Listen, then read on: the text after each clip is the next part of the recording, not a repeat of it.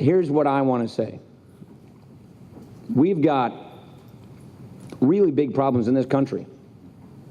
And in our party, we've had, let's just say, a really big family discussion.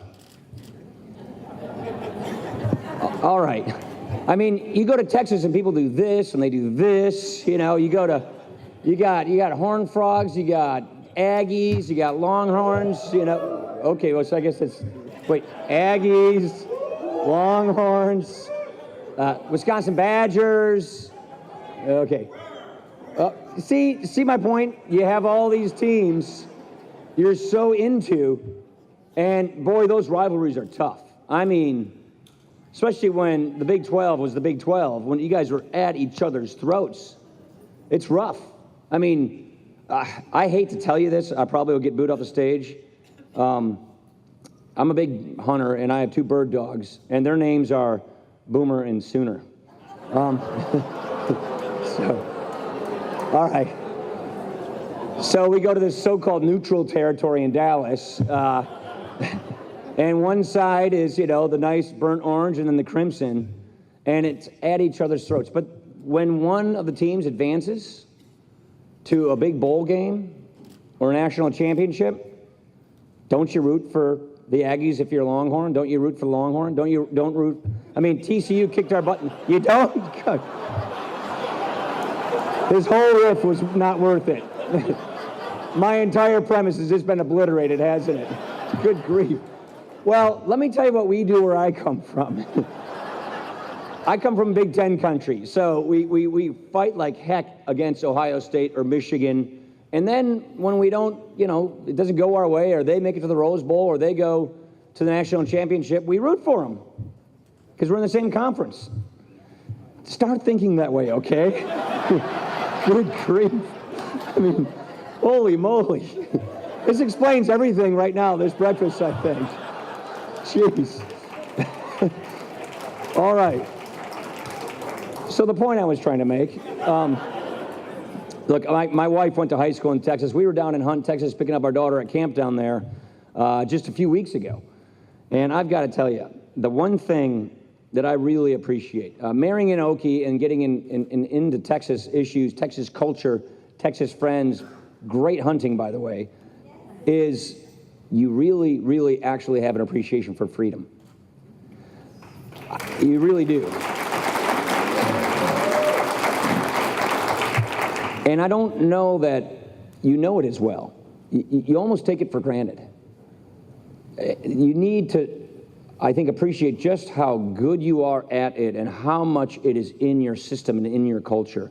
Liberty and freedom in Texas. It's inspiring, I've got to tell you.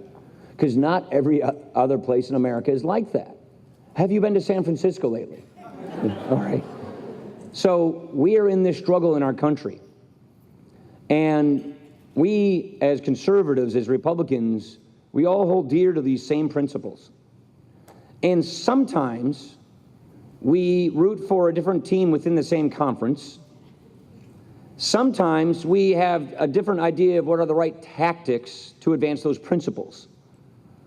And at the end of the day, we're advancing our principles. And at the end of the day, maybe the tactic that we chose, or the team, you know, whether it's running the wishbone or running the West Coast offense or running the 4-3 defense, we may not agree with that. We may not root for that.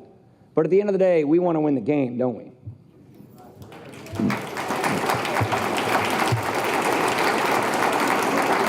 So at the beginning of this year in Congress, as Mike mentioned, I took this job without really much notice, actually 6 days notice. Wasn't really the plan to begin with. I kind of felt like the dog that was chasing, that caught the car that was never chasing it in the first place. But we decided, okay, wait. This country's really going in the wrong direction.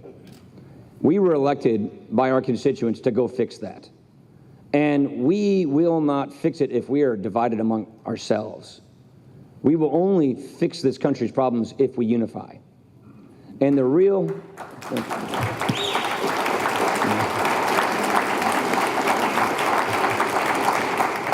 And the best, the right, the moral way to unify is to do it around sound principles.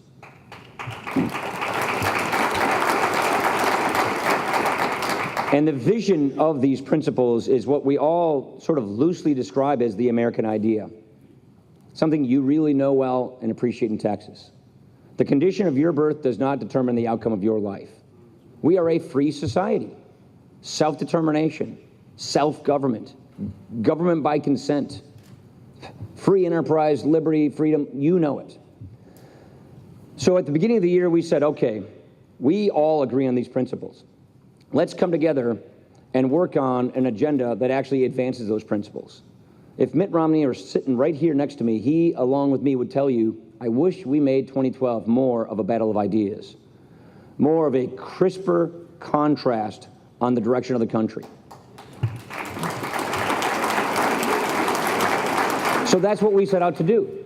And so in January, we decided, and this is when 17 people were out there running for president. Ted was just getting started. Everybody was just getting going.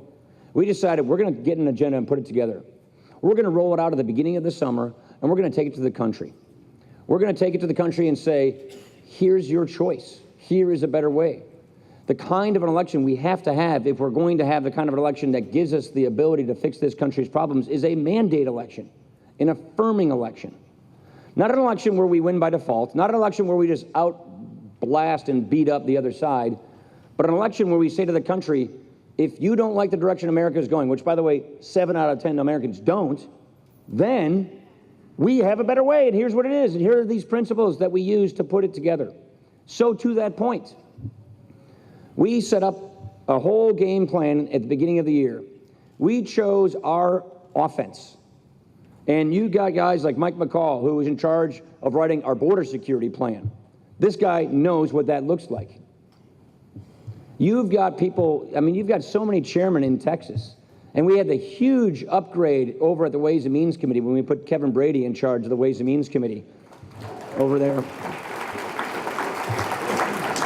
I see the people in this room. John Carter, Judge Carter, knows what he's doing. Really one of our sort of our Yodas in our conference. Lamar Smith's here. Lamar Smith was the chairman of the Judiciary Committee. He's chairman of the Science Committee. He is one of these guys that's going after the regulations of the Obama administration. He is one of those guys down in the San Antonio area that is really one of the leaders in our Congress and obviously in your delegation. We got this new young guy, this former U.S. attorney. He just passed major bill off the floor. We call it the Chevron case.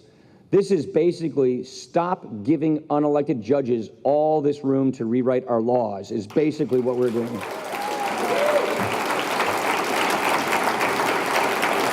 And obviously, John Cornyn, one of our best partners we could ever ask for, that's over there in the Senate. So here's what we set out to do. We decided what were those big issues that we need to fix and fix fast. And then let's do a bottom-up, organic, all of us work together, go talk to our constituents, do listening sessions, consult with the people we like, know, and trust in these areas, and then put it together and take it to the country. Number one, we have to look at the fact that there are tens and tens of millions of people in this country, able-bodied, slipping through the cracks.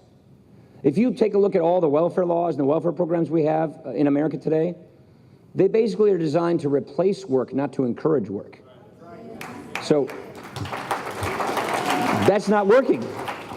So we want to move people from welfare to work. We don't want to pay people not to work. We want to encourage people to work. We reformed welfare in 1996. It was one program. It worked great. Work requirements, time limits. It actually lowered child poverty, got single moms into the workforce. It was a great idea. It was a great reform. It worked well. It was one program. There are dozens and dozens of others from the federal government that have not been reformed. So we have shown what a better way of fighting poverty looks like, going at root causes of poverty, instead of treating symptoms of poverty and perpetuating poverty.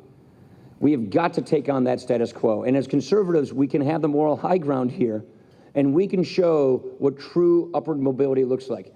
Give me bottom-up upward mobility any day over the Bernie Sanders, Hillary Clinton, class warfare, socialist redistribution politics any day of the week, and we'll take that.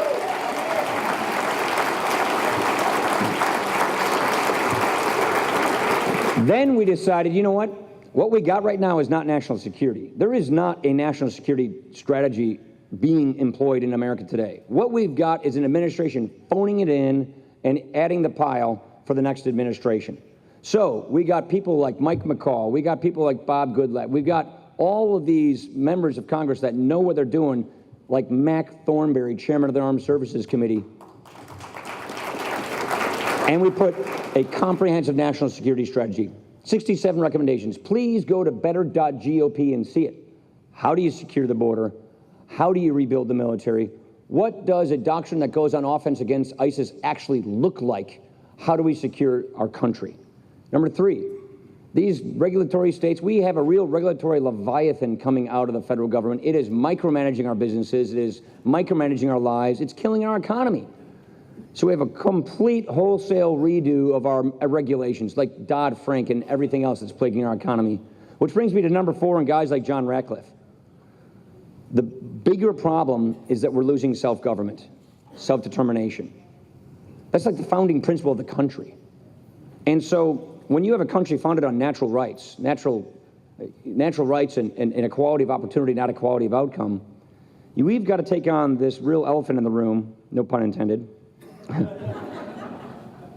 This 4th branch of government of unelected bureaucrats are writing our laws. And those of us I just mentioned in Congress, we never even vote on these things. So we've got to take back Article 1 of the Constitution. We've got to take back that we write our laws through our elected representatives.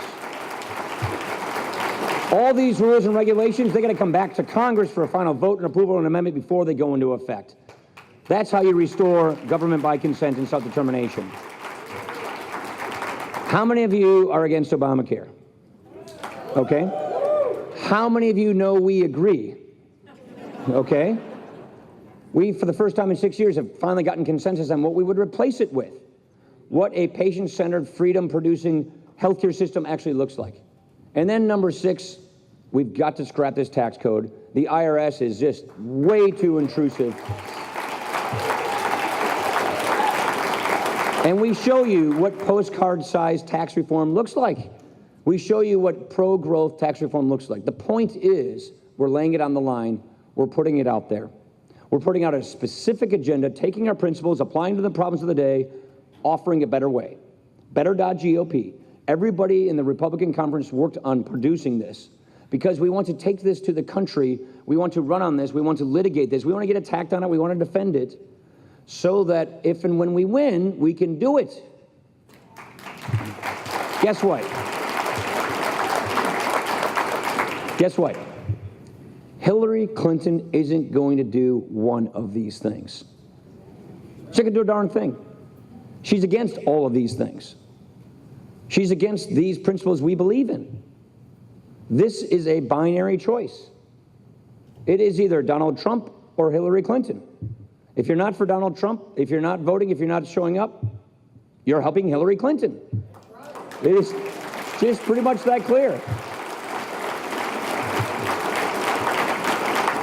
I want to close with this.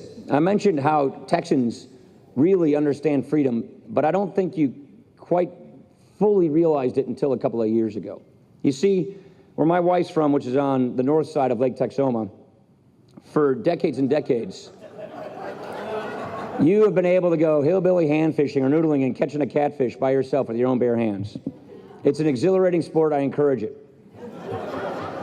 But it wasn't legalized in Texas until, what, 2 years ago?